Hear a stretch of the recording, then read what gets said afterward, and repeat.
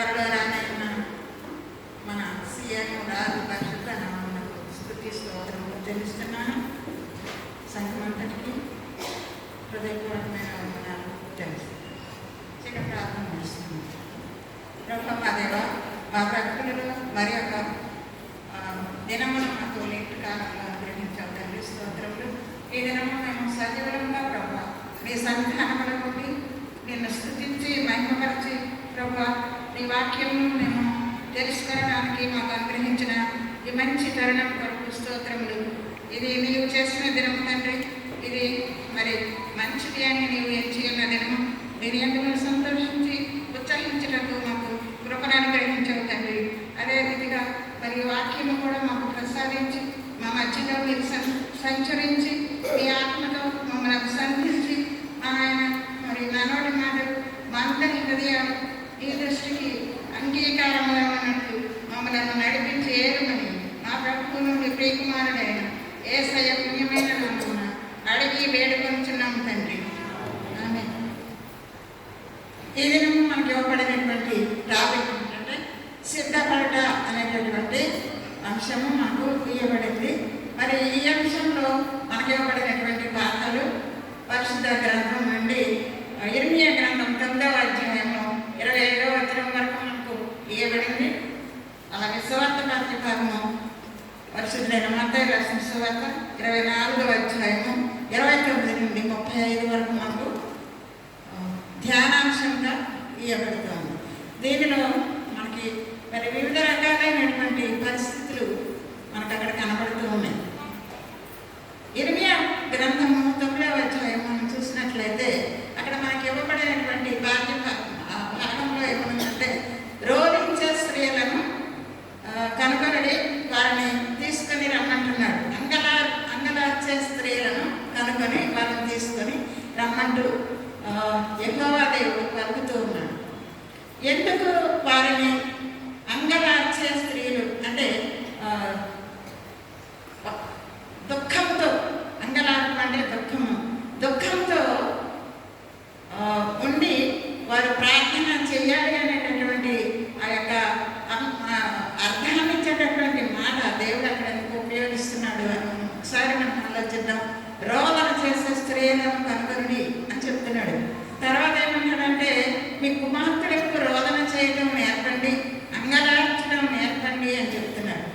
ఎందుకు దేవుడు ఆ విధమైనటువంటి మాట మాట్లాడుతూ ఉన్నాడని మనం చూసినట్లయితే ఆ క్రింది భాగంలో ఏమనుందంటే పసిపిల్లల గురించి, రాజమార్గంలో ఉన్నటువంటి యవ్వనస్తుల గురించి, వీధులలో ఆడుకుంటూ ఉన్నటువంటి పసిపిల్లల గురించి మాట్లాడుతూ మరణము మీ కిటికీలను ఎక్కుతుంది అని దేవుడు అక్కడ మాట్లాడుతున్నాడు. మరణము కిటికీలను ఎక్కడమండి? వీధులలో ఆడుకునే పసిపిల్లలు, రాజమార్గాలలో తిరిగే యవ్వనస్తులు, వీరి విషయమై మాట్లాడుతూ ఉన్నాడు ప్రభు. మనం రోజు తెలుసుకున్నాం, రోజు వింటున్నాం. ఇశ్రాయేలీయులు తిరుగుబాటుతనం, దేవుని నుండి వ్యతిరేకంగా వెళ్ళిపోవడము, మరి దేవుడిని దూషించడము, లేకపోతే ఆయన కుమారుణ్ణి అసూయ చేత సిలువకు అప్పగించడం, ఇవన్నీ మనం ప్రతి దినం కూడా నేర్చుకుంటూనే ఉన్నాం. ప్రతి దినము మనం వింటూనే ఉన్నాం. అయినప్పటికీ పరిశుద్ధ గ్రంథంలోని ప్రతి మాట ఎప్పటికప్పుడు నూతనత్వం పొందుకొని మనకు నూతనమైనటువంటి రీతిలో మనకు బోధ చేస్తూ ఉంటుందని మనం మర్చిపోవద్దని ప్రభు నామములో మీకు మనవి చేస్తున్నాను. ఎప్పటికప్పుడు నూతనత్వం, ఎప్పటికప్పుడు పాపక్షమాపణ, ఎప్పటికప్పుడు పాపపుట్టుదల, ఎప్పటికప్పుడు క్షమించబడాలి, ఎప్పటికప్పుడు ప్రభు సన్నిధికి హత్తుకొని ఉంది. ఎప్పుడో రక్షించబడ్డాం, లేదా మన రోదన అయిపోయింది, అంగలాపు అయిపోయింది, దేవుడు క్షమించాడు, పశ్చాత్తాపడగానే దేవుడు హక్కును చేర్చుకున్నాడు అని మనం అనుకుంటానికి లేదు. క్షణము మనం మార్పు పొందాలి. మారు మనస్సు అనేది ప్రత్యేకంగా మనకు అవసరమైనది. ప్రభు చెప్తాడు, కాలము సంపూర్ణమైనది, దేవుని రాజ్యం సమీపించినది, మారు మనసు పొంది స్వార్థను నమ్ముడి. బాప్టిజం ఇచ్చే యోహాను కూడా అదే మాట చెప్తూ ఉన్నాడు. ప్రకటన గ్రంథంలో కూడా పరిశుద్ధాత్మ దేవుడు మరి అదే మాట చెప్తున్నాడు. నీవు మారు మనసు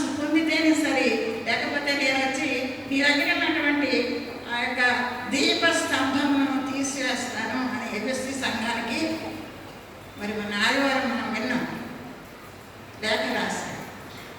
ఎందుకు తీసివేస్తాడు అనేటటువంటి మనం ఆలోచించాలి. దీపము దాని స్థలంలో నుండి, లేకపోతే పైన పెట్టేటటువంటి దీపస్తంభం దాన్ని తీసివేస్తే అక్కడ ఏముంటుందమ్మా? చీకటి మాత్రమే మిగిలి ఉంటుంది. అంటే దాని అర్థం ఏంటంటే మన బ్రతుకులలో నుండి వెలుగును తీసివేసి మనకి చీకటిని పంచుతాడు దేవుడు. చాలా జాగ్రత్తగా ఉండాలి. ఆయన మాట ఏమంటే నీ మొదటి క్రియలు చెయ్యి, వదిలిపెట్టావు కాబట్టి నీ మొదటి ప్రేమను నీవు తిరిగి సమకూర్చుకో, లేకపోతే నేను నీ దగ్గరికి వచ్చి నీ దగ్గర ఉన్న దీపస్తంభాన్ని అర్పిస్తాను. చీకటి బ్రతుకు చాలా భయంకరమైనటువంటి బ్రతుకు. మార్పు చెందాలి, మారు మనస్సు పొందాలి. పదే పదే మా దేవుడు ఈ మాటను మనకు చెప్తూ ఉన్నాడు. కాబట్టి మారు మనస్సు అనేటటువంటి చాలా ప్రాముఖ్యమైనది. నిత్య జీవం పొందాలి అంటే, ప్రభువుని ఎదుర్కొని ఆయనతో పాటు సదాకాలం జీవించాలి అని అంటే మార్పు అనేది మన బ్రతుకులలో ఉండాలి. పాత నిబంధన పాఠంలో మనం చూసుకున్నట్లయితే ఇశ్రాయేలీయుల యొక్క దోషము వలన మరణము వారికి కిటికీలకుండా ఎక్కుతుంది. పసిపిల్లలు ఎక్కడ చిన్న బిడ్డలు వీధుల్లో ఆడుకునేవారు. ఇప్పుడు ఎవరు వీధుల్లో ఆడుకునే పరిస్థితి లేదు. ఎందుకంటే వాళ్ళకి హోంవర్క్లు, మరి చదువులు, ఈ విధమైన పరిస్థితి, వాళ్ళకి ఆటలు ఆడుకునే పరిస్థితి లేదు. కానీ అప్పట్లో బాగా వీధుల్లో, అంటే మన ఇంటి ముందే ఆడుకుంటూ ఉండేవాళ్ళు. చాలామందికి తెలుసు, ఆ యొక్క ఎక్స్పీరియన్స్ తెలుసు. అలాగే యవ్వనస్తులు కూడా వీధుల్లో, వీధుల్లో అంటే వాళ్ళకి సరిపోయే పరిస్థితుల్లో వారి యవ్వనస్తులతో వారు స్నేహం చేస్తూ మంచి పరిస్థితుల్లో తిరిగే పరిస్థితి. కానీ ఇక్కడ ఇశ్రాయేలీయుల పరిస్థితి లేదు. ఎందుకంటే వారు దేవుడిని తిరస్కరిస్తూ ఉన్నారు. ఒకసారి యెషయా గ్రంథము 1వ అధ్యాయము 3, 4, 5 వచనాలు చదవనమ్మా. ఎత్తు కథం ఆకాశమా ఆలకించుము, ఆకాశమా ఆలకించుము, ఆకాశమే ఆలకించుము, భూమి చెవియొగ్గుము. భూమి చెవియొగ్గుము. నేను పిల్లలను పెంచి నేను పిల్లలను పెంచి గొప్పవారిగా చేసి గొప్పవారిగా చేసి వారు నా మీద తిరుగుబడి ఉన్నారు. వారు నా మీద తిరుగుబడి ఉన్నారు. ఆయన పిల్లలను పెంచి గొప్పవారిని చేసే వారు ఆయన మీద తిరుగుబడి ఉన్నారు. పాత నిబంధన పాఠాలు మనం ముఖ్యంగా ధర్మశాస్త్ర గ్రంథాన్ని మనం చదివినట్లయితే ప్రభు ఏమంటాడంటే ఇశ్రాయేలీయులు నా స్వకీయ సంపాద్యం అంటాడు. నా స్వకీయ సంపాద్యం. వారిని ప్రేమించాడు ఆయన. నేను మీకు దేవుడనై ఉంటాను, మీరు నాకు కుమారుడై ఉందురు. నేను మీకు కాపరిని, మీరు నాకు గొర్రెలు. ఈ విధమైనటువంటి మాటలు మనం తరచుగా చదువుకుంటూ ఉంటాము, వింటూ ఉంటాము. దేవునికి ఇశ్రాయేలీయులకి ఉన్నటువంటి అవినాభావ సంబంధం అది. ఎందుకంటే ఆయన వారిని ప్రేమించాడు. అందుకని కల్దీయుల దేశంలో ఉన్న అబ్రాహాముని పిలిచాడు. సమస్తాన్ని విడిచిపెట్టి నేను చూపించే దేశానికి రమ్మన్నాడు. ఇప్పుడు అది వాగ్దాన భూమి, ప్రామిస్ ల్యాండ్. అది ఆ ప్రామిస్ ల్యాండ్లో మరి ఇశ్రాయేలీయుల్ని ఉంచాలనేటటువంటిది ఆయన ఆశ. కానీ వీరు తిరగబడుతున్నారు, దేవునికి వ్యతిరేకంగా ఉన్నారు. మరి ఒక విధంగా చూస్తే వారి యొక్క దుష్ట చర్యల వల్ల దేవుడు విసిగిపోయాడు. ఇశ్రాయేలీయులు యోగా రాజుకు హిజ్కియా కొడుకు మనషే చాలా దుర్మార్గమైనటువంటి పనులు చేసి మరి దేవునికి దుఃఖం కలిగించినటువంటి ఘోరమైన పరిస్థితి. అలాగే ఇశ్రాయేలీయులు మొదటి రాజైనటువంటి యెరోబాము కూడా చాలా దుర్మార్గపు పనులు చేసి 2 దూడలను చేసి వారి యొక్క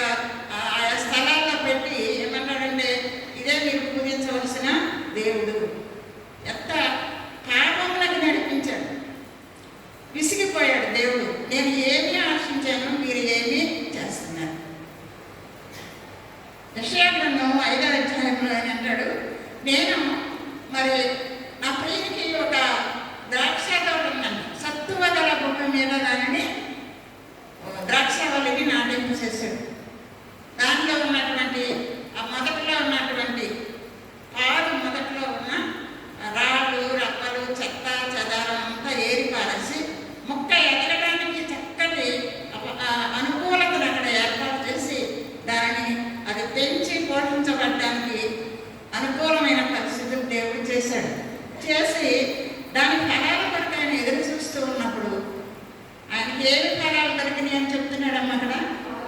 కారు ద్రాక్ష.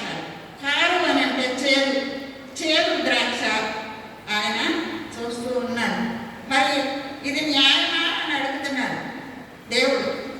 నేను ఇంత చేశాను, నాకు కారు ద్రాక్షలు వస్తున్నాయి, ఇది ఎంతవరకు న్యాయం అని దేవుడు వాపోతూ ఉన్నాడు. ఒకసారి మరి వారు కాదు, ఆనాడు వారు చేశారు, ఇప్పుడు మనం కూడా అదే స్థితిలో ఉన్నామేమో ఒకసారి మనం గమనించాల్సిన వారమై ఉన్నాం.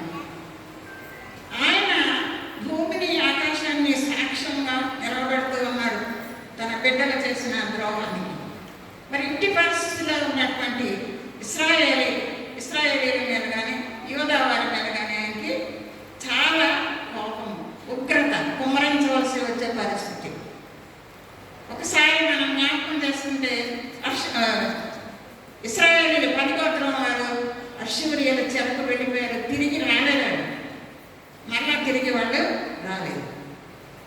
యోధా జనం మాత్రమే, యోధా రాజులు మాత్రమే కొద్దిగా కాకపోతే కొద్దిగైనా దేవుడిని కాస్త వెంబడించి తర్వాత ఆయన దూరంగా తప్పిపోయినటువంటి వారు చాలామంది ఉన్నారు. 20 మంది రాజుల్లో ఆయన పూర్ణంగా అనుసరించిన వారు ఎవరు లేరు. ఎంత విచారించవలసినటువంటి విషయం. వీరి కొరకు దేవుడు అక్కడ వాగ్దాన భూమిని ఇస్తానని అబ్రాహాముకి ప్రామిస్ చేశారు. వాళ్ళని జ్ఞాపకం చేసుకొని, ఆ నిబంధనను జ్ఞాపకం చేసుకొని వారు చేసినటువంటి తప్పులను మన్నిస్తూ ఉండే దేవుడు. ఇప్పుడు ఇక్కడ ఏమంటున్నాడంటే, పసిపిల్లల కొరకు, వీధులలో వాడుకునే పసిపిల్లల కొరకు, రాజనగరంలో తిరిగే యవనస్తుల కొరకు మరణము కిటికీల మీద ఎక్కుతూ ఉంది. ఎంత ఘోరమైన పరిస్థితి! దయాదాక్షిణ్యాలు లేకుండా చంపేయవలసిన పరిస్థితి దేవుడికి ఏర్పడుతూ ఉంది. ఉగ్రత కుమ్మరించవలసిన పరిస్థితి వాళ్ళే తెచ్చుకున్నారు.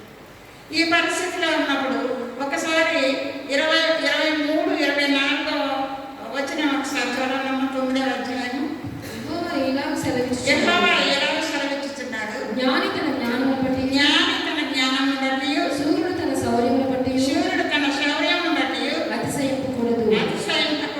ఐశ్వర్యవంతుడు తన ఐశ్వర్యమును బట్టి అతిశయింపకూడదు. అతిశయించువాడు దేనిని బట్టి అతిశయించవలసినది? భూమి మీద కృప చూపుచు నీతి న్యాయములను జరిగించుచు ఉన్న యెహోవాను నేనే అని తెలుసుకొని నన్ను పరిశీలనగా తెలుసుకుని బట్టి అతిశయింపవాలని. శూరుడు తన శౌర్యాన్ని బట్టి అతిశయించకూడదు. జ్ఞాని తన జ్ఞానాన్ని బట్టి అతిశయించకూడదు. జ్ఞానం ఇచ్చినదే దేవుడు, శూరత్వమును అనుగ్రహించినది కూడా దేవుడే, ఐశ్వర్యం అనుగ్రహించినది కూడా దేవుడే. ద్వితీయోపదేశకాండంలో మోషే అంటాడు, మీరు ఈ భాగ్యమును లేకపోతే మీకు సంపాదించుకోవడానికి మీ యొక్క కష్టం కాదు, అది సంపాదించుకోవడానికి సామర్థ్యతను ఇచ్చిన వాడు దేవుడే. కాబట్టి మీరు వెళ్ళవేయవలసిన అవసరత లేదు. రాత్రి మనం ఉత్తర ప్రత్యుత్తరాల్లో 75వ కీర్తన చదువుకున్నాం. దాంట్లో ఏమంటుందంటే, అహంకారులై ఉండడని అహంకారులకు సెలవిస్తున్నాడంట దేవుడు. గర్వ హృదయులై ఉండదు, గర్వపడకుడి. తూర్పు నుండి అయినా పడమటి నుండి అయినా అరణ్యం నుండి అయినా హెచ్చగలగదు. తీర్పు తీర్చేవాడు దేవుడే. అడిగి మనకి ఆయన చేతి క్రింద మనం ఉండవలసిన వారిని. తూర్పు తీసుకెళ్ళినా మనకి ఏమి హెచ్చు కలగదు, పడమటి తీసుకెళ్ళినా మనకి హెచ్చు కలగదు. ఆయనే మనం హెచ్చించేవాడు ఆయనే. మరి శూరుడు తన శౌర్యాన్ని బట్టి ఎందుకు విరవేగుతాడు? జ్ఞాని తన జ్ఞానాన్ని బట్టి ఎందుకు విరవేగుతాడు? ఐశ్వర్యవంతుడు ఐశ్వర్యాన్ని బట్టి ఎందుకు విరవేగుతాడు? ఇవన్నీ కూడా ఈ లోకంలో నటన. ఈ లోక నటన గతించిపోతుంది అని యోహాను పత్రికాకారుడు రాస్తూ ఉన్నాడు 2వ అధ్యాయంలో. కాబట్టి వీటిని మనము ఆశ్రయించకూడదు. 147వ కీర్తన 10, 11 వచనాలు చదవమా ఒకసారి. 147వ కీర్తన గుర్రముల బలమునందు మా గుర్రముల బలమునందు గుర్రముల బలమునందు ఆయన సంతోషించడు.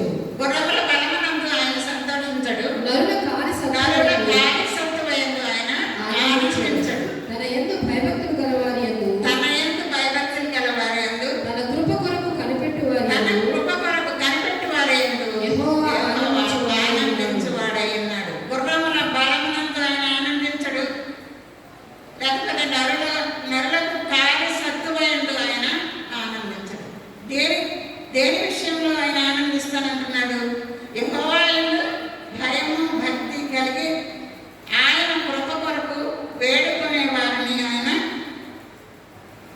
వారి యందు ఆయన ఆనందిస్తూ ఉంటామని చెప్తూ ఉన్నాడు. మనము ఆయన యందు ఆనందించాలి. భూమి మీద కృప చూపుతూ నీతి న్యాయములను జరిగించే యెహోవా యందు మనము ఆనందించాలి. అప్పుడే ఆయన మన యందు ఆనందిస్తాడు. ఈ లోకంలో ఉన్న జ్ఞానము, ఈ లోకంలో ఉన్న శూరత్వము, ఈ లోకంలో ఉన్న ఐశ్వర్యము మనల్ని కాపాడలేదు. ఉగ్రత దినమందు ఆస్తి అక్కరకు రాదు అని సొలొమోను జ్ఞాని రాస్తూ ఉన్నాడు. కాబట్టి ఈ లోకంలో ఉన్నంత వరకు దేవుడు మనకి అవసరతలు తీర్చడానికి మంచి గృహాన్ని ఇస్తాడు, మంచి ఉద్యోగాన్ని ఇస్తాడు, బంగారం ఇస్తాడు, పలుకుబడి ఇస్తాడు, హోదా ఇస్తాడు, అన్నీ ఇస్తాడు. అవి తాత్కాలికమే. మనం ఉన్నంతసేపే అవంట. మన బ్రతుకు చాలా చిన్నది. ఈ చిన్న బ్రతుకుని సద్వినియోగపరచుకోవాలి దేవునిలో మనమని మనకు ఈ 40 దినాల యొక్క పాఠంలో హెచ్చరిక చేస్తూ ఉన్నది. అందుకని మరణము కిటికీలను ఎక్కుతూ ఉన్నది. దేవుడు తన యొక్క కోపమును వారి మీద కుమ్మరించడానికి ఆ మాట మాట్లాడుతూ ఉన్నాడు. వారి వరకు ప్రార్థన చేయాలనే స్త్రీలను రమ్మని ఆహ్వానిస్తూ ఉన్నాడు. మనము సువార్త పాఠం మనం చూసుకుంటే అక్కడ 24వ మత్తయి సువార్త 24వ అధ్యాయం 151 వచనాలు ఉన్నాయి. 51 వచనాలు. 51 వచనాలు కూడా ప్రభు తన నోటితో పలికినటువంటి ప్రవచనాలు. అసలు ఈ అధ్యాయానికి ప్రవచన అధ్యాయము అని అనుకుంటాం మేము చదువుకున్నప్పుడల్లా. లోకా సువార్తికుడు రాశాడు, మార్కు సువార్తికుడు కూడా రాశాడు. ఇవి ఆయన నోటి నుండి వచ్చినటువంటి మాట. 35వ వచనం ఒకసారి చదవము. 35 ఆకాశము భూమియు గతించును కానీ నా మాటలు ఏమాత్రము గతింపవు అని ప్రభువు చెప్తున్నాడు. ఇవన్నీ జరగాలి అంటే ఈ తరము ముందు వాటించదు. 34 ఇవన్నీ జరుగు వరకు ఈ తరము గతింపదని నిశ్చయముగా మీతో చెప్పుచున్నా. ఇప్పుడు ఈ 24వ అధ్యాయంలో ప్రభు చెప్పినవన్నీ కూడా జరగాలి. ఇప్పుడు మొదటి 2 వచనాలు మనం చూసినట్లయితే మరి దేవాలయంలోకి వెళ్ళి వచ్చేటప్పుడు పేతురు, యాకోబు, యోహాను వాళ్ళు అక్కడ చూపిస్తున్నారు ప్రభుకి. చూడు ప్రభువా, ఈ రాళ్ళు ఎంత అందంగా ఉన్నాయో, ఈ కట్టడాలు ఎంత అందంగా ఉన్నాయో ఒకసారి చూడమన్నాడు. ప్రభు అన్నాడు, రాయి మీద రాయి ఉండకుండా పడద్రాయబడేటటువంటి దినాలు వస్తున్నాయి అని చెప్తున్నాడు. అది టైటస్ చక్రవర్తి దినాలలో జరిగింది. యెరూషలేము పట్టబడింది. 1,00,000 మంది సైనికులను తీసుకెళ్ళి అక్కడ యెరూషలేముని ధ్వంసం చేసేటప్పుడు దేవాలయాన్ని ధ్వంసం చేయొద్దని చెప్పాడు టైటస్ సైనికులకు. కానీ ఒక సైనికుడు దీవిటీని వెలిగించి బలంగా దేవాలయంలోకి విసిరాడంట. విసరగానే అది అక్కడ అంటుకొని బూడిదైపోయింది దేవాలయం. రాళ్ళు ఎత్తి తీస్తున్నారంట. ఎందుకంటే దాని అడుగున సొలొమోను కట్టించాడు కదా, బంగారం ఏమన్నా దొరుకుద్దేమోనని. అదే రాయి మీద రాయి తమద్రోయబడుట. యేసయ్య ఒక పెద్ద ప్రవక్త. ప్రవక్తలందరిలో కన్నా పెద్ద ప్రవక్త. ఆయన చెప్పిన మాట టైటస్ చక్రవర్తి కాలంలో నెరవేరింది. అక్కడ నుండి 28 వచనాలు అయిపోయిన తర్వాత 29వ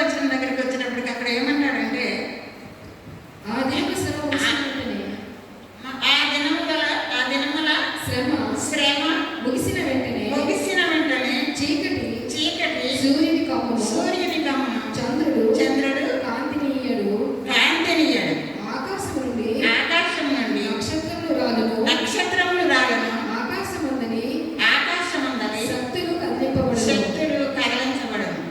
చాలు 29వ వచనం.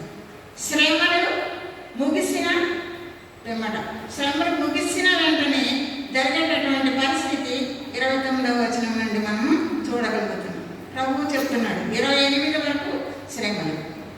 ఈ శ్రమలు దేవుని ప్రజలకే వస్తున్నాయా అని మనం ఆలోచిస్తే దేవుని ప్రజలకే వస్తున్నాయి. ఎందుకంటే ఆయన వాక్యం నిమిత్తము, ఆయన కూర్చుని ఇచ్చిన సాక్ష్యం నిమిత్తము దేవుని ప్రజలను వారు హింసిస్తున్నారు, చంపుతున్నారు, మరి మహాసభకి అప్పగిస్తున్నారు. ఇవన్నీ జరుగుతున్నాయి. ప్రభు అంటాడు ఇవన్నీ జరుగుతాయి కానీ అంతము వెంటనే రాదు. అంతం వరకు సహించిన వాడే రక్షించబడతాడు. ఈ శ్రమలు తట్టుకునే విధంగా మరి క్రైస్తవ జీవితము, విశ్వాసీ జీవితము సిద్ధపడి ఉండాలి. శ్రమలు, చాలా శ్రమలు, మహాశ్రమలు అన్నారు వాటిని, మహాశ్రమలు. ఆ మహాశ్రమలలో మనం ఉంటే మన పరిస్థితి ఏంటి? గర్భిణీ స్త్రీలకి, పాలించే తల్లులకు కూడా శ్రమ అంట. అవి చలికాలంలో రాకూడదని ప్రార్థన చేయాలి. ఆ శ్రమలు ముగిసిన తర్వాత ఆకాశంలో మార్పులు జరుగుతున్నాయి. సూర్యుడు తన కాంతిని ఇవ్వకుండా చీకటి కమ్మివేస్తుంది. చంద్రుడు తన కాంతిని ఇవ్వడు. యోవేలు ప్రవక్త రాస్తున్నాడు 2వ అధ్యాయంలో, సూర్యుడు తన కాంతిని సూర్యుని కాంతి మరుగు చేయబడుతుంది. తర్వాత చంద్రుడు రక్తవర్ణముగా మారిపోతున్నాడు. ప్రకృతిలో ఒక విధమైనటువంటి వైపరీత్యాలు సంభవిస్తూ ఉన్నాయి. ఆకాశం నుండి నక్షత్రములు రాలిపోయింది. చాలా జాగ్రత్తగా మనం ఈ విషయాలు మనం గమనించాలి. మనం అంటాము యేసయ్య వచ్చేస్తున్నాడు, సీఎం గారు వచ్చేస్తున్నాడు, ఆయనతో పాటు మనం వెళ్ళిపోవచ్చు అనుకుంటాం. అంత సామాన్యమైన విషయం కాదండి. నువ్వు సిద్ధపడి ఆయన నీ తలుపు దగ్గరికి వచ్చి తట్టినప్పుడు నువ్వు సిద్ధంగా ఉంటేనే ఆయన నేను తీసుకొని వెళ్తాడు. దశలంటే మొదటి పత్రిక 5వ అధ్యాయంలో ఆయన మొదటి అది రహస్య రాకడ ఉంది. అది ఇప్పుడు మనకి అంత ప్రస్తుతం కానీ సందర్భానుసారంగా 2 మాటలు నేను చెప్తాను. పొదువైనటువంటి సంగమనం ఆయన తీసుకొని వెళ్ళడానికి మధ్యాకాశంకి వస్తారు. వచ్చినప్పుడు సిద్ధపడి ఉన్నటువంటి సంగమం అనేటటువంటి పెండ్లి కుమార్తె ఆయన వద్దకు వెళ్ళిపోతుంది. మిగతా వారు విడవబడతారు. విడవబడిన వాళ్ళకి అక్కడ 7 ఏళ్ళు పరలోక రాజ్యంలో పెండ్లి విందు జరిగితే ఇక్కడ 7 ఏళ్ళు శ్రమలకు కాడుకొని నిలవబడగలిగిన వాడే నిత్యజీవంలో ప్రవేశించి ప్రభువుతో సదాకాలము ఉంటాడు. 30వ వచనంలో ఉంటుంది. 30వ వచనం. అప్పుడు మనుష్య కుమారుని సూచన ఆకాశమందు కనబడదు. మనుష్య కుమారుని సూచన కనబడుతుందంట. ఎప్పుడు? శ్రమలు తీరిపోయిన తర్వాత, మహాశ్రమలు తీరిపోయిన తర్వాత ఈ ఆకాశంలో సూర్యుడు, చంద్రుడు వారి యొక్క గమనాన్ని మరి మార్చుకొని చీకటిమయమైపోయిన పరిస్థితిలో ఉన్నప్పుడు, ఆకాశ నక్షత్రాలు రాలిపోతూ ఉన్న సమయంలో అప్పుడంట పరిశుద్ధ గ్రంథంలో అప్పుడు అయితే, లేకపోతే సంవత్సరాలు, లేకపోతే దినాలు, టైము చక్కగా మెన్షన్ చేశాడు పరిశుద్ధాత్మ దేవుడు. గమనించాలి మనం బైబిల్ చదివేటప్పుడు. అది నాకు ఒక్కోసారి ఆ టైము, లేకపోతే దినము, లేకపోతే పరిస్థితి అయ్యని సంవత్సరాలు అక్కడ మెన్షన్ చేయబడితే నేను చాలా సంతోషిస్తాను. దేవుడు ఎంత ఒక్కటి కూడా పొందుకోకుండా చక్కగా వ్రాయించాడు అని. అందుకే ఆయన దేవుడు మన కొరకు ఆయన పరిశుద్ధ గ్రంథంలో ఇవన్నీ ఎత్తి రాయించాడు. అప్పుడు మనిషి కుమారుని యొక్క రాకడ సూచన కనపడుతుంది. 30వ వచనంలో ఆయన మేఘాలు కూడా వచ్చుట చూచి భూమి మీద ఉన్న సకల గోత్రంలో వారు ఆయనను చూసి రొమ్ము కొట్టుకుంటారు. ఎందుకు కొట్టుకుంటారు? భూమి యొక్క సకల గోత్రముల వారు ఆయన మేఘాలు వచ్చినప్పుడు. ఒక విషయం గుర్తు చేస్తాను మీకు. మనందరికీ వాహనాలు ఉంటాయి, కార్లు ఉంటాయి, 2 వీలర్స్ బండి ఉంటుంది. లేకపోతే ఇంకా మనం అవి లేకపోతే ఆటోలో వెళ్తాం, లేకపోతే కార్లో వెళ్తాం, బస్సుల్లో వెళ్తాం. అంత వెహికల్స్ ఇప్పుడు అందరికీ వెహికల్స్ ఉన్నాయి, చిన్న పెద్ద అని తేడా లేకుండా అందరికీ వెహికల్స్. కానీ దేవునికి ఉన్నటువంటి వెహికల్ అంటే తెలుసా మీకు? మేఘము. మేఘములో ఆయన వెళ్ళిపోయాడు, తిరిగి మేఘములోనే వస్తాడు ఆయన. చిన్నప్పుడు ఒక పాట పాడుతుంది, మేఘం మీద యేసు స్వామి మళ్ళీ వస్తాడు, మేఘం మీద యేసు స్వామి మళ్ళీ వస్తాడు, మేఘం మీద యేసు స్వామి మళ్ళీ వస్తాడు. గలిలయ మనుషులారా, మీరెందుకు ఆయన వైపు తేరి చూస్తున్నారు? ఈ దినాన్న మేఘం మీద వెళ్ళిపోయినటువంటి యేసు ఏ విధంగా వెళ్ళాడు, అదే విధంగా తిరిగి వస్తాడు అని దేవదూతల అపోస్తల కార్యాలను 1వ అధ్యాయంలో చెప్తాడు. ఒకసారి ప్రకటన గ్రంథము 1వ అధ్యాయం 7వ వచనం చదవము. ఇదిగో ఆయన మేఘారూఢుడై వచ్చుచున్నాడు, ప్రతి నేత్రము ఆయనను చూచును, ఆయన పొడిచిన వారిని చూచెదరు, భూజనులందరూ ఆయనను చూచి రొమ్ము కొట్టుకుందురు. అవును, ఆమేన్. ఇక్కడ అదే మాట ప్రకటన గ్రంథంలో కూడా ప్రభు అదే మాట మాట్లాడుతున్నాడు. ఆయనను పొడిచిన వారు కూడా ఆయనను చూసి రొమ్ము కొట్టుకుని, ఎందుకు ఆయన తప్పు చేశారు కదా. ప్రభు ఎక్కడ దండిస్తారు, ప్రతి దండన చేయడానికి ఆయన వస్తూ ఉన్నాడు. ఇది బహిరంగ రాకడ, బహిరంగంగా వస్తాడు. ఈ బహిరంగ రాకడలో ఆయన వచ్చినప్పుడు అందరూ చూస్తారు, ఆయన పొడిచిన వారిని కూడా చూస్తాడు. ఆయన మేఘారూఢుడై వస్తూ ఉన్నాడు. ఒక పాట పాడుకునేవాడు నేను, సియోను రాజు వచ్చును మదిం సిద్ధపడు. సియోను రాజు వస్తున్నాడు, మనము సిద్ధపడాలి. మనం ఎంతసేపు మోర్మాడాల్లోకే వెళ్ళిపోతాం. కొత్త సంవత్సరం 5వ అధ్యాయము ఆయన చెప్పినటువంటి 10 మంది కానీ వస్తున్నాడు. ఆయన అర్ధరాత్రి పెళ్లి కుమారుడు వస్తున్నాడు, ఆయన ఎదుర్కొంటాడని కేక వినబడినప్పుడు ఎవరైనా ఎంతటి సిద్ధపడి ఉన్నటువంటి ఏ విధంగా సిద్ధపడ్డారు? తమ దేవిటీలలో నూనె పోసుకొని సిద్ధపడ్డారు. నూనె పరిశుద్ధాత్మకు గుర్తు. హృదయం అనే దివిటి, హృదయం అనే దీపంలో పరిశుద్ధాత్మ అనబడేటటువంటి నూనెను మనం పోసుకొని ఒత్తిను ప్రభు అయిన వాక్యమనే వెలుగుతో మనం వెలిగించుకొని ఆయనను ఎదుర్కొనడానికి మనం సిద్ధంగా ఉండాలి. ఇందాక మనం ఎఫ్సీ సంఘానికి చెప్తున్నాం కదా, నీకు మార్పు చెందకపోతే, నీకున్న మొదటి ప్రేమను తిరిగి నువ్వు పొందుకొనకపోతే, నువ్వు మారు మనసు పొందకపోతే నీ దగ్గరికి వచ్చి నీ దీపస్తంభమును తీసివేస్తాడు. అప్పుడు మన బ్రతుకు చీకటి బ్రతుకు. లవలకీయ సంఘానికి లేఖ రాస్తూ చెప్తాడు, నువ్వు వెచ్చగానైనను చల్లగానైనను లేవు, నువ్వు వెచ్చగా ఉన్నావు కాబట్టి నేను నిన్ను నా నోటిలో నుండి ఉమ్మి మన నోటిలో ఉన్నంతసేపు దాన్ని మనం ఏమంటాం? లాలాజలం మింగుతాం. లాలాజలం మనకి బలం ఇస్తుంది అన్నట్టుగా మనకి సైన్స్ చెప్తుంది. అదే ఉమ్మిని మనం క్రిందకు ఊసేసినప్పుడు దాన్ని త్రొక్కడానికి, దాన్ని చూడడానికి, ముట్టుకోవడానికి కూడా మనం ఇష్టపడం, అసహించుకుంటాం. ఎందుకంటే అది దుర్వాసన. మన నోట్లో ఉన్నంతసేపే దానికి విలువ. ప్రభు అంటున్నాడు ఎవరైతే సంగతి, నువ్వు చల్లగానైనా వెచ్చగానైనా ఉండు, లేకపోతే నేను ఉమ్మిని ఎట్లా ఊసేస్తానో అట్లా నేను ఊసేస్తాను. కాబట్టి నీవు ఆసక్తి కలిగి మారు మనసు పొందు అంటాడు. ఆసక్తితో మారు మనసు పొందాలంట. లవోదికయ సంఘానికి రాస్తున్నాడు, ఫిలదెల్ఫియ సంఘానికి రాస్తున్నాడు. శ్రమ నీవు నా వాక్యం విషయమై ఓర్పు వహించి ఉన్నావు కాబట్టి సహనంతో నీవు అన్నింటినీ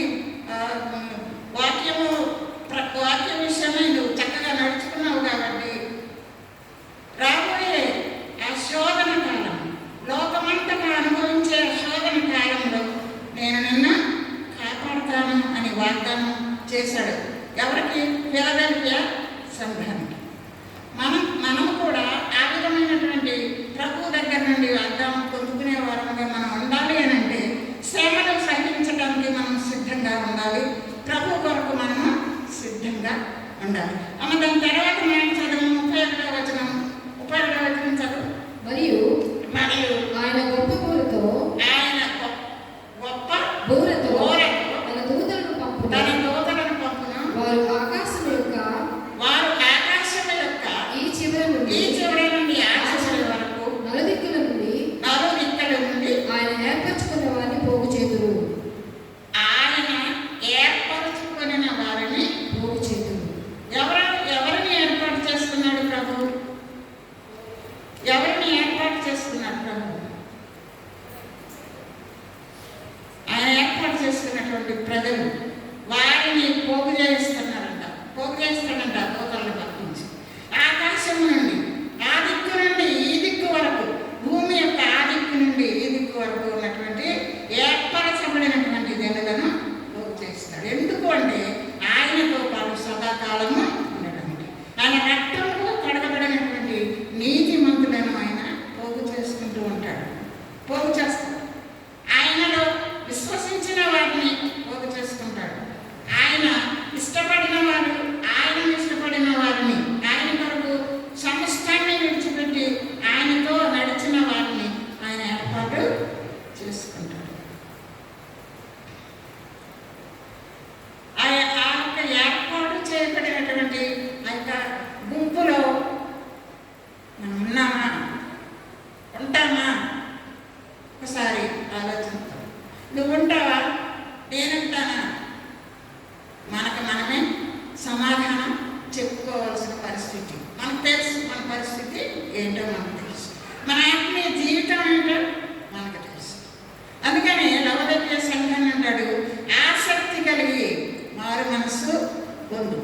ఆసక్తి. నువ్వు మారు మనసు పొందకపోతే పర్వత రాజ్యంలో చేరడం అనేది మనకి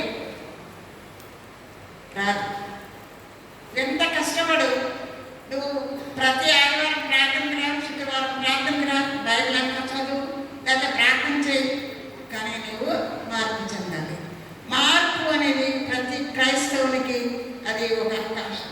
పౌలు మార్పు చెందాడు కదా. పౌలు మార్పు చెందాడు. ఎంతటి మార్పు అంటే ప్రభువు కొరకు తన జీవితాన్ని మరి పానార్పణంగా ఇవ్వాలి అనేటటువంటి పరిస్థితి. సౌలు పౌలుగా మారి నా శరీరం ముందు ఆయన యొక్క సిలువ గుర్తులమే అని అంటాడు. ఎంత ధైర్యం! నన్ను పోలి నడుచుకొనుడి అంటాడు. ఎవరమన్నా అంటాం అన్నమాట మనం. నేను క్రీస్తుని పోలి నడుచుకుంటున్నాను, మీరు నన్ను పోలి నడుచుకోండి.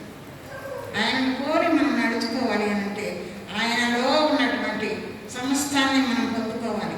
ఆయన శ్రమలో మనం పాలుభాగస్థులం అవ్వాలి. ప్రభు గెత్సేమనే తోటలో ప్రార్థిస్తూ ఉన్నప్పుడు, మీరు ఇక్కడ ఉండండి, నేను కొంత దూరం వెళ్ళి ప్రార్థన చేస్తానంటాడు ఈ ముగ్గురు శిష్యులతోటి.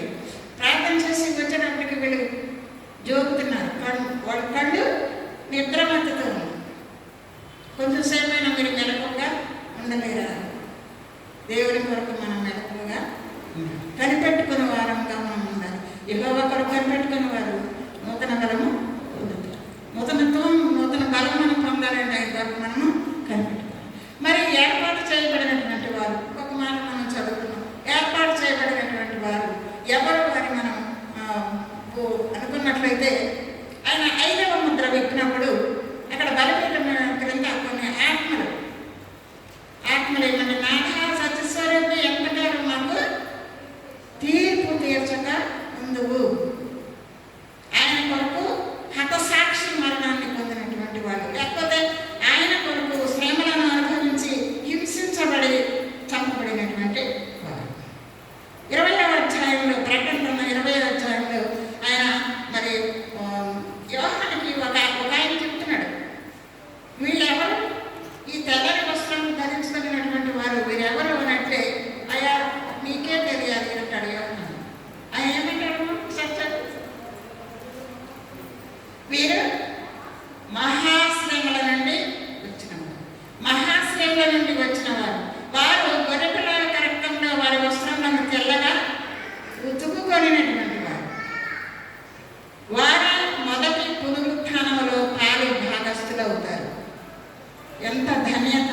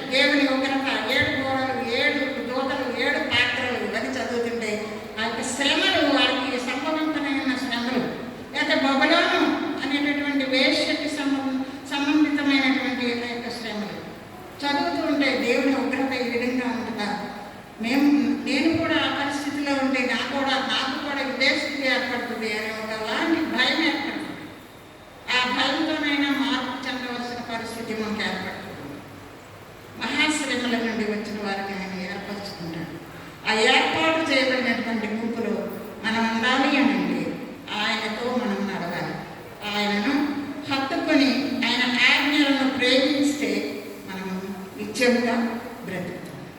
తర్వాత వచ్చిన చదవమా.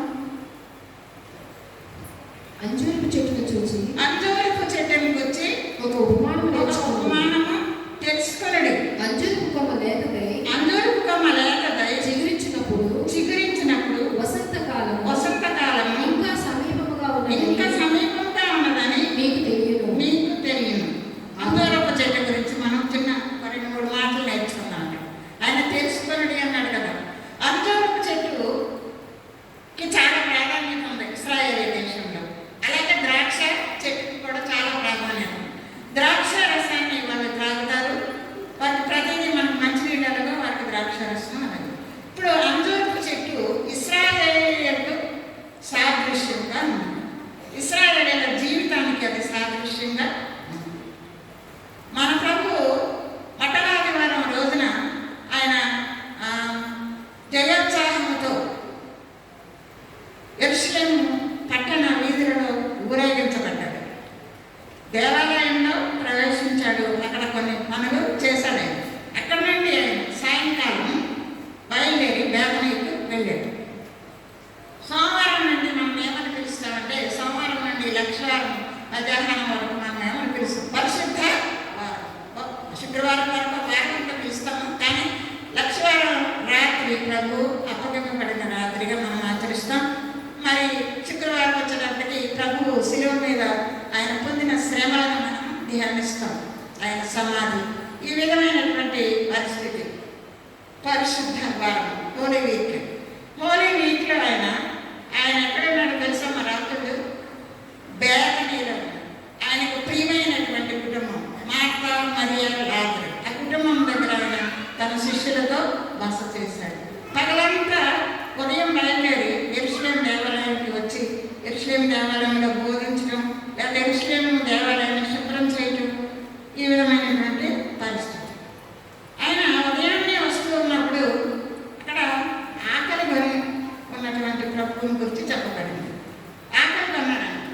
మరి ఉదయం ఏమి తిని రాలేదని మార్తం జరగట్లేదని నాకైతే తెలియదు, కానీ నవ్వుకుంటా నా మాట నేను. ఆయనకి ఆకలి అయిందంట. బేతనీయ పట్టణము, బేతనీయ గ్రామం యెరూషలేమునకు విశ్రాంతి దినమున నడవదగినంత దూరం ఉందంట. అంటే 2 మైళ్ళు. ఇప్పుడు మనకు మైళ్ళు లేవు, పర్లాంగులు మైళ్ళు ఉండేవి కాదు. 2 మైళ్ళ దూరం అంతా ఉంటుందంట.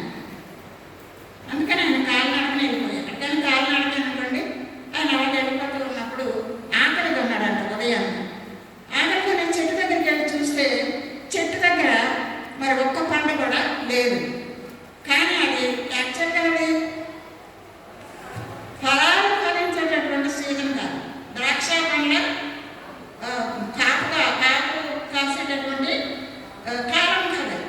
కానీ ప్రభు వెళ్ళాడు.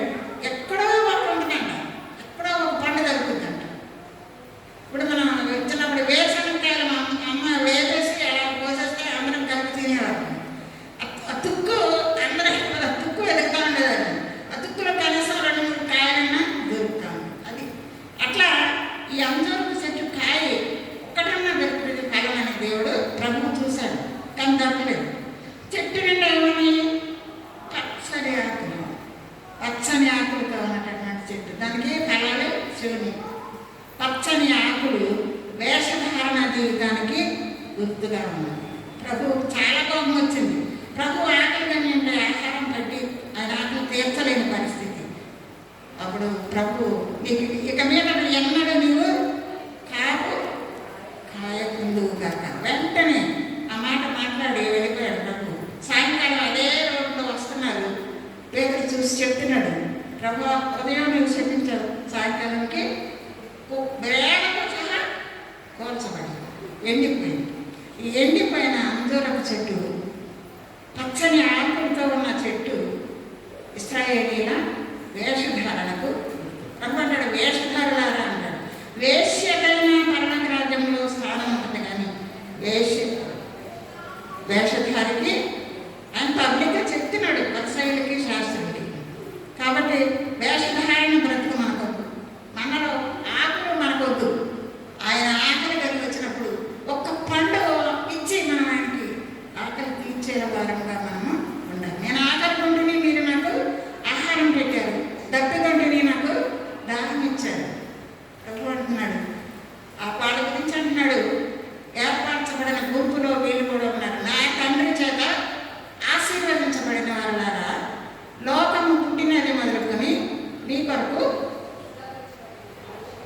మీ కొరకు సిద్ధపరచబడిన రాజ్యమును స్వతంత్రించుకోండి.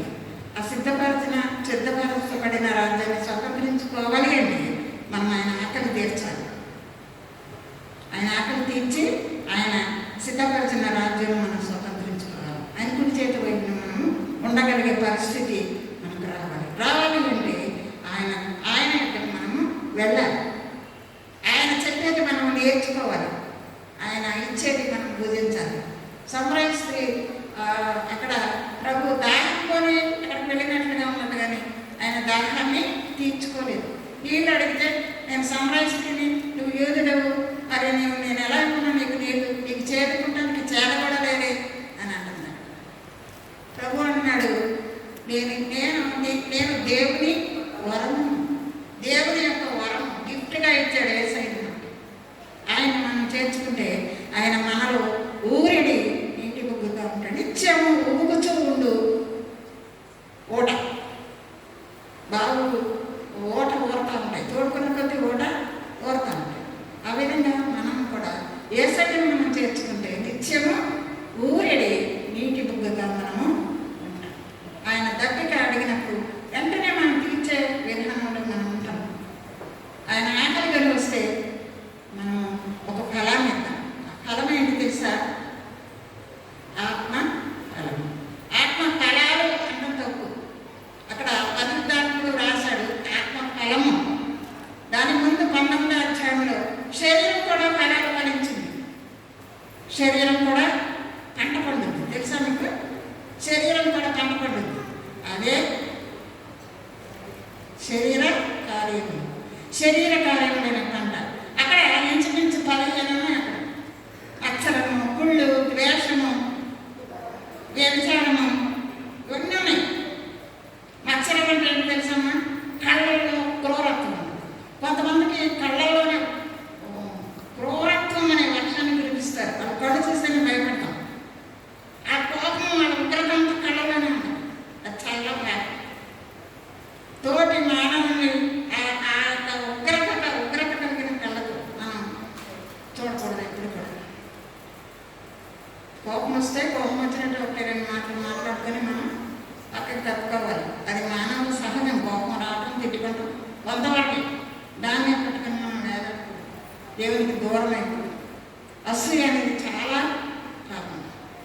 అసూయ, వేషధారణ, విగ్రహారాధన, ఇలా చాలా ఉన్నాయి. అల్లరితో కూడిన ఆటపాటలు. అల్లరితో కూడిన ఆటపాటలు నేటి సమాజంలో ఎక్కువగా కనబడుతుంది. కానీ 22వ వచనంలో 5వ అధ్యాయం 22 గలతీ పత్రిక ఏమని చెప్తుందంటే, అయితే ఆత్మఫలమే మనగా ప్రేమ, సంతోషము, సమాధానము, దీర్ఘశాంతము, దయాళత్వము, మంచితనము, విశ్వాసము, సాత్వికము అంశాలు. ఇవి 9 ఆత్మఫలం యొక్క రుచులు అనుకుందామా, లేకపోతే ఆత్మఫలం యొక్క లక్షణాలు అనుకుందాం. అంతేగాని ఆత్మ ఫలాలు కాదు. దయచేసి ఎప్పుడు కూడా చాలా మంది ఆత్మ చెప్పినప్పుడు ఆత్మ ఫలాలు అంటారు. అది చాలా పొరపాటు. ఆత్మ ఫలము ప్రత్యేకంగా ఒక ఫలము ఫలిస్తుంది. విశ్వాస జీవితం ఆత్మ ఫలంలో నుండి మనం ఒక్కొక్క రుచిని మనం ప్రేమ, సంతోషం ఇవన్నీ కూడా ప్రభువుకి ఉన్నటువంటి బిరుదులు. అది ప్రభువుకు ఉన్నటువంటి బిరుదులు. ఇవన్నీ కలిపి ఆత్మఫలం. ఆయన ఆకలికొని వచ్చినప్పుడు మనము అన్నం పెట్టారు. ఆయన ఆకలి తీర్చేవారంగా మనం ఉండాలి. అయితే ఈ అంజూరపు చెట్టు ఎండిపోయింది. ఎండిపోయిన అంజూరపు చెట్టు దేనికి సాదృశ్యంగా ఉందంటే ఇశ్రాయేలీయుల ఎండిపోయిన జీవితానికి సాదృశ్యంగా ఉంది. ప్రభువు నుండి దూరమైపోయినటువంటి పరిస్థితి. ఒకసారి మనం గమనించినట్లయితే మత్తయి సువార్త 20వ అధ్యాయంలో ఆయన తీర్పును తీరుస్తూ ఉన్నప్పుడు పిలాతు ఏమంటాడంటే, ఎందుకు సిలువ వేయమంటే, ఎందుకు ఇతడు ఏ దుష్కార్యం చేశాడు అని అంటాడు. ఎందుకు ఇతడు ఏ దుష్కార్యము చేశాడు? నిజమే, ఆయన ఏ దుష్కార్యం చేయలేదు. ఆయన భార్య అంటుంది, అనీతిమంతుని జోలికి నువ్వు వెళ్ళొద్దు. ఆయన విషయంలో నేను ఒక కలకన్నాను. మరి బరబ్బా కావాలా నీకు? బరబ్బను విడుదల చేయనా, యేసుని విడుదల చేయనా? పండగ పూట అని అడుగుతున్నాడు. అయితే వారు ఏమని చెప్తున్నారు?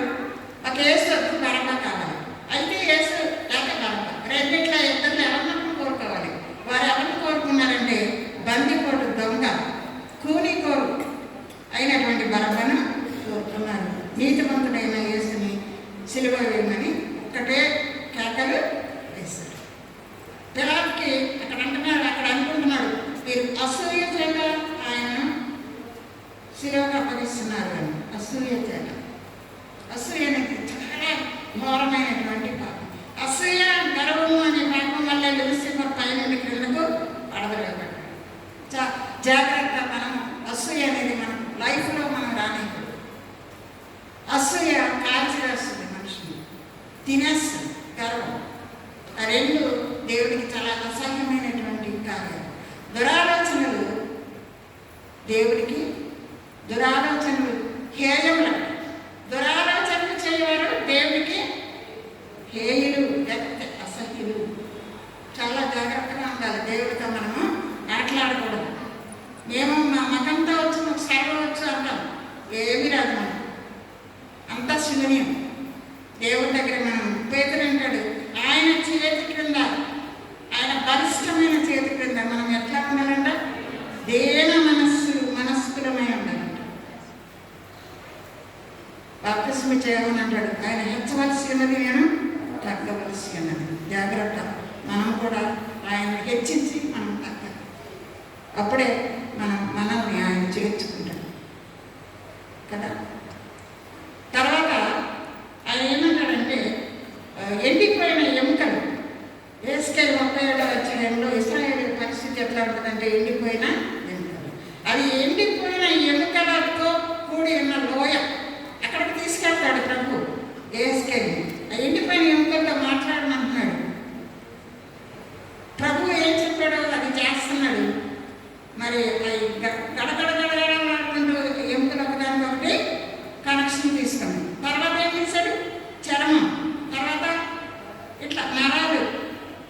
మనిషికి కావాల్సిన ఒక బాడీని సిద్ధపరిచేటటువంటి అక్కడ పరిస్థితి అంతా అక్కడ దేవుడు ప్రవచించాడు ప్రవక్త. తర్వాత జీవం లేదు అన్నాడు, జీవాత్మని కూడా ప్రవచించమన్నాడు. తర్వాత ఆయన అంటాడు, ఇశ్రాయేలీయులు అనుకుంటున్నారంటే మేము ఎండిపోయిన ఎముకల్లాగా ఉన్నాం అనుకుంటున్నాం. దేవుడు ఏమంటున్నాడంటే, మీరు ఉన్న సమాధులలో నుండి నేను మిమ్మల్ని బయటికి తీసుకొస్తాను, మీకు జీవం ఇస్తాను, మిమ్మల్ని బ్రతికిస్తాను, తిరిగి మిమ్మల్ని మీ దేశానికి మిమ్మల్ని తీసుకొని వెళ్తాను. ఎంత దయామయుడు దేవుడు.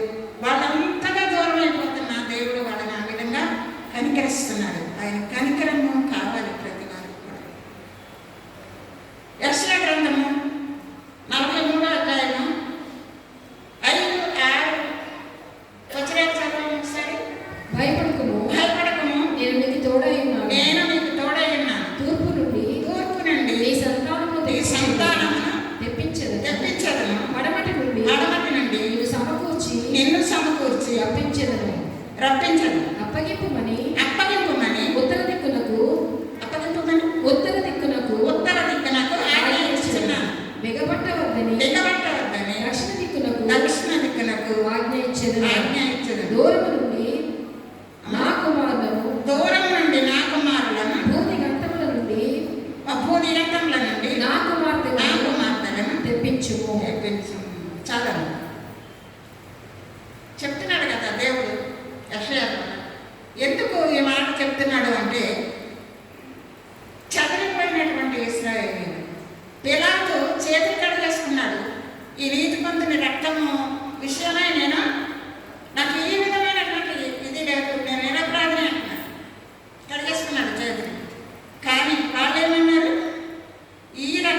ఇతని రక్తము మా మీద, ఆ పిల్లల మీద గుడ్డును కాదు. ఆ రక్త దోషము వలన వారు భూదిగంతాల వరకు చెదిరిపోయారు. పడమటి దిక్కుకి, తూర్పు దిక్కుకి, ఉత్తర దిక్కుకి, మరో దిక్కులకు చెదిరిపోయారు. టైటస్ చక్రవర్తి కాలంలో బానిసలుగా అమ్మబడ్డారు. చాలా శ్రమలు అనుభవించారు, భయంకరమైన శ్రమలు అనుభవించారు. ఆకలి దప్పిక అనేటటువంటిది లేక చిన్న బిడ్డలను తల్లులు వండుకొని తిన్న పరిస్థితి, కుక్కలని పిల్లులని వండుకొని తిన్న, గేటు వేయబడినప్పుడు, గవిని వేయబడినప్పుడు పట్టణంలో జరిగినటువంటి పరిస్థితి ఇది. ఇంత ఘోరమైనటువంటి దుస్థితిలో ఉన్న దేవుడిని వాళ్ళు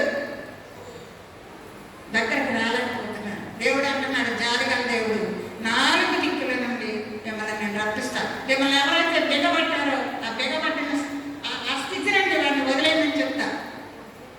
నేను వాళ్ళకి ఆజ్ఞిస్తాను మిమ్మల్ని పంపించేయమని. యూదులు తిరిగి వస్తున్నారు. ప్రవచనములు సంపూర్ణములాయెను, ప్రవచనములు సంపూర్ణములాయెను, యూదులు తిరిగి వచ్చుచున్నారు, రండి రండి యేసుని యొద్దకు రమ్మనుచున్నాడు. యూదులు తిరిగి వస్తున్నారు. ప్రవచనాలన్నీ కూడా సంపూర్ణమైపోతున్నాయి. అప్పుడు ఆయన ఏమంటున్నాడంటే, ప్రభు సమీపంగా ఉన్నాడు. ప్రభు అమ్మ వచనం చదవరా.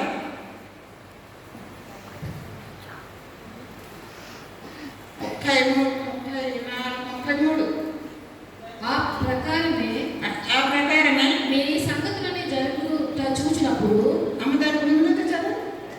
ఆయన సమీపంగానే ఆయన సమీపంగా ద్వారం వద్దనే ఉన్నాడని తెలుసుకుని ఆయన సమీపంగానే ఉన్నాడు. రాత్రి చదువుకున్నాం, నీవు సమీపంగా, ఉత్తర ప్రత్యుత్తరాలు 75, నీవు సమీపంగా ఉన్నావని ఆయనకు కృతజ్ఞతాస్తుతులు చెల్లిస్తున్నాను అన్నాడు. ఇప్పుడు ప్రభు సమీపంగా ఉన్నాడు, ఆయన ద్వారం దగ్గరనే ఉన్నాడు. ఇది అంజూరపు చెట్టు కొమ్మ లేఖపై చిగురించినప్పుడు ప్రభు వసంతకాలం ఎలా వస్తుందో ప్రభు కూడా అలాగే సమీపంగా ఉన్నాడు. తెలుసుకొనుడి అంటాడు ప్రభు. మంచి మాట అది. కాబట్టి ప్రభువు మనకు సమీపంగా ఉన్నాడు, ద్వారం దగ్గరనే ఉన్నాడు. ప్రకటన గ్రంథం 3వ అధ్యాయం 19-20 చదువు. ప్రకటన 3:19-20. నేను ప్రేమించు వారిని అందరినీ గద్దించి శిక్షించుచున్నాను కనుక నీవు ఆసక్తి కలిగి మారు మనసు పొందుము. ఆయన ప్రేమించుచున్న వారిని గద్దించి శిక్షిస్తున్నాడు కనుక ఆసక్తి కలిగి మారు మనసు పొందుము. ఇదిగో నేను తలుపునొద్ద నిలిచింది తట్టుచున్నాను. ఎవరైనా నా స్వరం విని తలుపు తీసిన యెడల నేను అతని యొద్దకు వచ్చి అతనితో నేను నాతో కూడా అతను భోజనము చేయను. ఎంత గొప్ప భాగ్యం! ప్రభువుతో కలిసి మనం భోజనం చేయడం అనేది చాలా గొప్ప భాగ్యం. నేను పోయిన వారంలో ఒక దేవుని యొక్క గొప్ప సేవ, నాకు తెలిసిన సేవకుడు ఉన్నారు. ఆయన ఒకసారి ఆయన స్టేటస్ పెట్టుకుంటారు. ఆ స్టేటస్లో క్రింద ఒక చిన్న గిన్నె ఉంది, పైన ఆయన చేతులు ఉన్నాయి. ఆ చేతితోటి ఆ జగ్గు పట్టుకొని ఇలా పోస్తున్నాడు. జగ్గేమో పెద్దగా ఉంది. ఆ పెద్ద దానిలో నుండి వాటర్ ఈ చిన్న దానిలోకి పోస్తున్నాడు. దీని అర్థం ఏంటి చెప్పండి అని క్వశ్చన్ వేశాడు ఆయన. మరి ఎవరు చెప్పలేదు ఎవరు. ఆయన చెప్తున్నారు, ఈ ప్రభు పైన ఉన్న గిన్నె ప్రభు అంటాడు, క్రింద ఉన్న గిన్నె మనం. నా గిన్నె నిండి పొర్లుచున్నది అని ఆయన సమాధానం చెప్పారు. నా గిన్నె నిండి పొర్లుచున్నది. మనము మన బ్రతుకు అనే గిన్నె నిండి పొరలాలి అంటే ఆయన దానిలో నుండి మనకి పరిశుద్ధాత్మను కుమరించాలి. నా తల 23వ కీర్తనలో ఉంటుంది, గాఢాంధకారపులో నేను సంచరించినాను, ఏ అపాయమునకు భయపడను, నీవు నాకు తోడయుందువు, నా శత్రువు లేదు నీవు నాకు భోజనము సిద్ధపరచదువు, నా గిన్నె నిండి పొర్లుచున్నది. మనము మన గిన్నె, బ్రతుకు అనే గిన్నె నిండి పొర్లి పారినట్లుగా మనం ఉండాలి. అది దేవుడు మన నుండి కోరుతున్నాడు. పరిశుద్ధాత్మ అనేటటువంటి నూనెను మనం నింపుకోవాలి. ప్రస్తుతం పరిశుద్ధాత్మ దేవుని క్రింద మనం ఉన్నాం. ఆయన పెండ్లి కుమార్తెను సిద్ధపరుస్తున్నాడు, సంఘమని పెండ్లి కుమార్తెను. ఈ పెండ్లి కుమార్తెను సిద్ధపరిచినప్పుడు ఆయన మధ్యాకాశములకు వస్తాడు. అప్పుడు ఈ పెండ్లి కుమార్తెను తీసుకొని పరిశుద్ధాత్మ దేవుడు ప్రభువుకి అప్పగిస్తాడు. పరిశుద్ధాత్మ దేవుడు కూడా పైకి వెళ్ళిపోతాడు. ఆ తర్వాత ఇక్కడ ఉండడు. ఉన్న వాళ్ళకే శ్రమలు. ఆ శ్రమలకి తాడుకొని నిలవబడగాలి, ప్రభు కొరకు నిలవబడాలి. అలా నిలబడినప్పుడు పరలోక రాజ్యంలో మనకు గ్యారంటీగా స్థానం ఉంది. ఆయన మన కొరకు సిద్ధపరిచే స్థలాల్లో మనము ఉంటాం గ్యారంటీ. కాబట్టి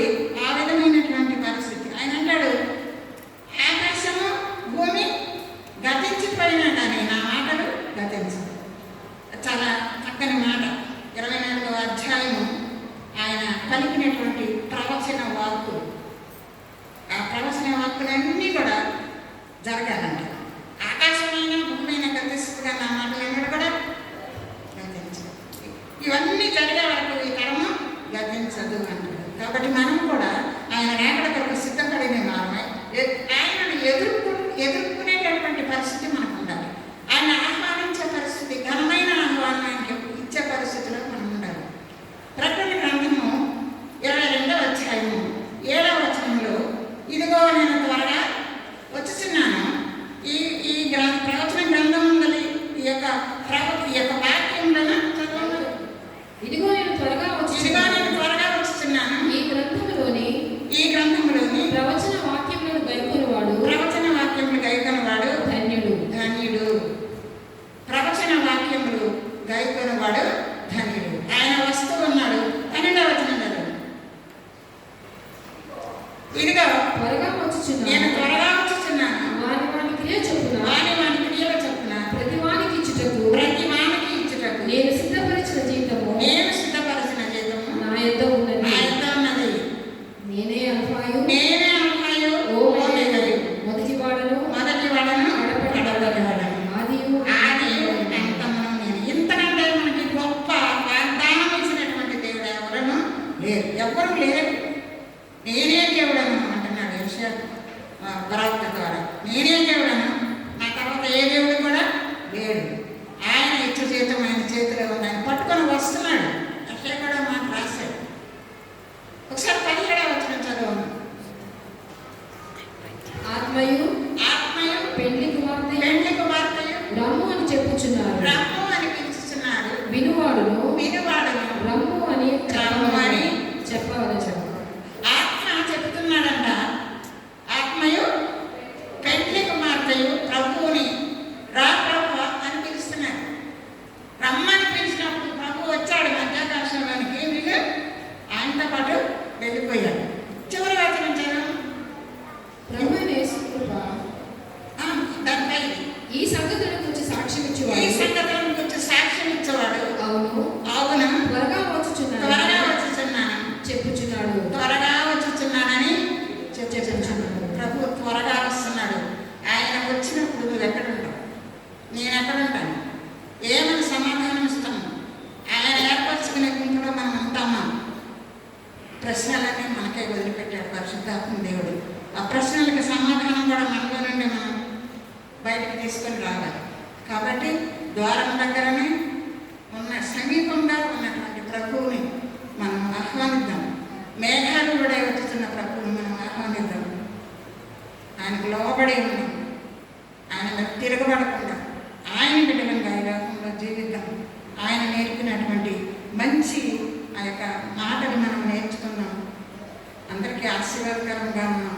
ముఖ్యంగా ఆత్మీయ జీవితంలో ముందుకి కొనసాగుదాం. సదాకాలం ప్రభుతో కూడా ఉందాం. అట్టి కృప దేవుడు మనకు, పరిశుద్ధాత్మ దేవుడు మనకు అనుగ్రహించిన దాకా చిన్ని ప్రార్థన. ప్రభు మా దేవ, అయోగ్యమైన నన్ను నిలవబెట్టి ప్రభువాని సన్నిధిలో తండ్రి ఆయన మా కొరకు నీవు సిద్ధపరిచిన మంచి వర్తమానం కొరకు నీకు వందనాలు. ప్రభువా నీవు మేఘాలలో వచ్చుతున్నావు. ఆయన నిన్ను ఎదుర్కొనడానికి కావలసిన సామర్థ్యత మాకు అనుగ్రహించుకుని అడుగుతున్నాము. కావలసినటువంటి ప్రభు ఆత్మ నింపుదల మాకు అనుగ్రహించుకుని అడుగుతున్నాము. నాయన ఆత్మయు మరి పెండుకు మధ్య నేను రమ్మని పిలుస్తూ ఉన్నాను. మేము కూడా ప్రభు రా మా కొరకు అని పిలవగలిగే స్థితిలో మేము ఉండి ఈ కొన్ని గుంపులో మేము ఉండటానికి ఈ గొప్ప కృప మాకు అనుగ్రహించి మా జీవితకాలం అంతా నడిపించి ఏమని మా ప్రభువును నీ ప్రియ కుమారుడైన యేసయ్య ద్వారా నిన్ను వేడుకొని బ్రతిమాలు గురించున్నాము తండ్రి. ఆమేన్. థ్యాంక్ యూ అనండి.